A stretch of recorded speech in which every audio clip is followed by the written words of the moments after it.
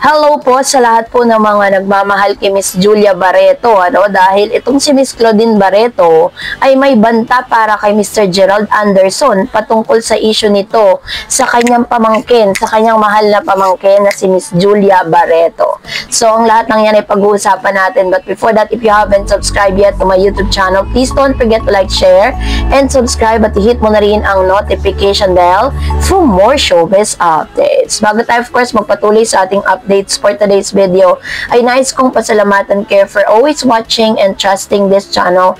Thank you so much sa inyong laging panonood at palagi ang pagsubaybay sa mga updates natin. Maraming salamat po. At ngayong araw, eto na, pag-usapan natin si Miss Claudine. Kasi sa isa pong interview ni Mr. OG Diaz with Claudine Barreto, meron po siyang mga nabanggit patungkol sa awayan at hiwalayan di umano ni Miss Julia Barreto at nitong si Mr. Gerald Anderson. Panoorin natin ang isa sa mga sa Reddit, no? So, Baya issue is you on YouTube. Panoorin natin to. Hindi, di ba? Nanonood ka kasi, kung nanonood ka ng volleyball, nanonood din si Gerald. Bakit may buto? Hindi pa kami nag-upload. Buti lang. Bakit may buto? Upload sa'yo yung... Buti lang. Kaya tinatanong mo upload sa'yo yung kasi nga, once upon a time, na-link si Gerald on a chismis kay Van Gandler ng Signal HD Spiker na magkaibigan naman daw talaga si Gerald. Babies ko sa Valley. Hindi yun ang kwento sa akin ng mga babies ko sa Valley. Secret. Anong kwento sa'yo? Basta hindi na Secret. Basta hindi na nag-bibig. Trigger parang siya, ayoko na makita. Anong nag-trigger parang hindi ka na Siya, ayoko na makita. So, ayaw mo na makita sino yung isang volleyball player kasi na Ayoko din, ayoko din. fan akong volleyball player. Kasi fan rin ako ng volleyball eh. may mga paborito na akong volleyball players. Fan rin ako ng volleyball eh. Hindi lang sa kanya. So, base po dun sa, sa mga binanggit nitong si Miss Claudine Barreto, dito po sa Reddit na ito, is sinasabi niya na parang, isa sa mga naging dahilan kasi may laman yung sinabi ni Miss Claudine At sa interview po na ito, sinasabi po na parang may pagbabantang nagaganap kay Gerald Anderson with Miss Claudine, So kung makikita po ninyo, iba yung expression ng mukha ni Miss Claudine Barreto dun po sa conversation na yon. Sinabi niya na hindi na siya nanonood because tapos iba yung balitang nakarating sa kanya at iba din yung balitang lumalabas ngayon sa SOCMED. Kaya makikita mo yung mukha ni Miss Claudine, medyo gigil siya Sa isang panayam kasi, natanong si Claudine Barreto hinggil sa kanyang pamangkin na si Miss Julia. Anya, matagal na raw silang hindi nagkikita ni Julia, gayon pa man, alam daw niya na matapang na babae ang kanyang pamangkin, which is true. Say pa ni Clau, kahit daw may nanay si Julia, hindi raw mapipigilang sumausaw siya sa mga issue kapag tagilid ang kanyang mga pamangkin. Ganyan kamahal ni Miss Claudine ang kanyang mga pamangkin. Sa pagtatanggol sa nananakit sa mga ito, sa kesihodang nobyo pa nila ang sangkot. Aware naman daw siya na may ini-issue kay Gerald Anderson pero napatunayang fake news daw naman ang mga ito.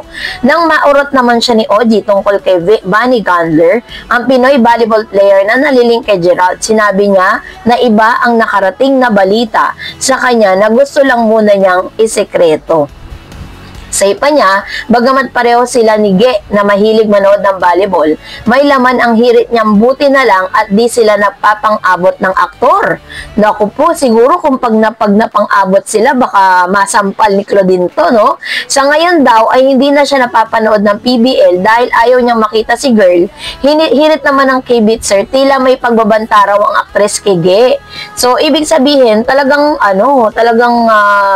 may something, meron pong gustong iparating itong si Miss Claudine Barreto patungkol sa issue. Hindi man po niya idinitalye yung balitang nakakarating sa kanya patungkol dito kay Van Gandler at dito po kay Mr. Gerald Anderson. Pero alam natin, if you're going to read between those lines, makikita natin na talagang there is something na nagaganap na talagang hindi natin magugustuhang marinig coming from them. 'Di ba? Kasi nga 'di ba parang napapabalita na yun nga nag-cool off sila at binalita din ni Mr. OG Diaz sa kanyang showbiz channel na ito pong si Mr. Gerald Anderson ay pumupunta sa bahay ni Julia, pero si Julia is parang parang hindi niya hinaharap or parang ayaw niya na makita si Gerald, no? Hindi man natin alam kung nag-uusap ba sila sa bahay pag pumupunta si Gerald or dinededma lang ni Miss Julia, hindi niya ini-entertain. Pwede pong ganun 'di ba? At once na alam natin na kapag ang babae po ay umayaw na sa isang relasyon, ibig sabihin peace off na yan. Ibig sabihin ay marami nang tiniis yan, marami nang sakit na naranasan niya tiniis yan, at talagang over and over, over na talaga, as in wala na. So, yun po yung nakikita natin. And dahil po dyan, ang dami pong mga nagsasabi dito sa ang dami pong mga naglabas ng kanilang mga saloobin dito po sa Reddit.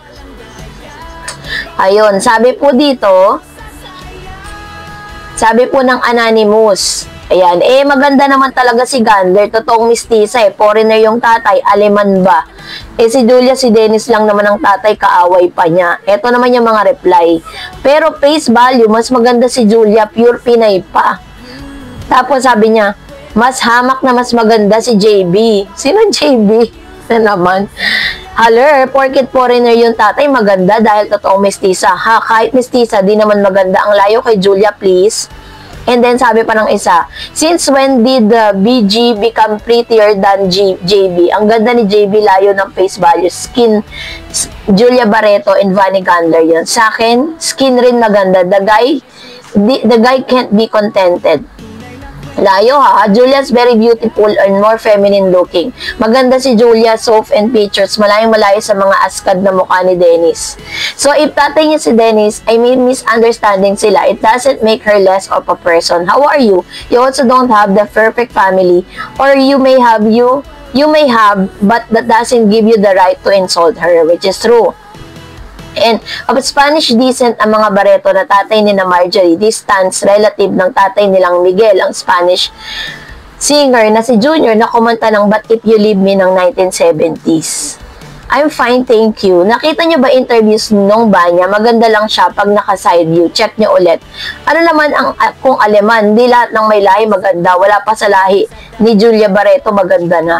So, dahil mistisa or half-breed, excuse na si GA mag-cheat Gerald Anderson, which true. Bakit gandang-ganda lang ba ang basihan ng lahat? Kahit sino pa, kahit pinakamagandang babae pa. For today, for more videos and updates, please don't forget to like and subscribe, and please don't forget to follow my Facebook page, Dar Eds TV. God bless everyone.